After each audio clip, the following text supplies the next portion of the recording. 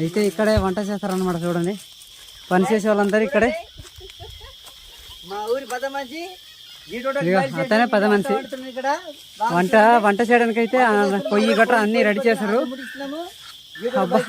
మా వాడి దగ్గర ఆడ పేరు రాదు. కత్తిలు చూడండి, ఇక అనపకాయలు అవన్నీ వంట చేయడానికి అయితే ఇదిగో ఆల్రెడీ కొత్త పొయ్యి ఇది. ఇదిగో ఈ వంట సామాన్లు అనమాట. ఇగో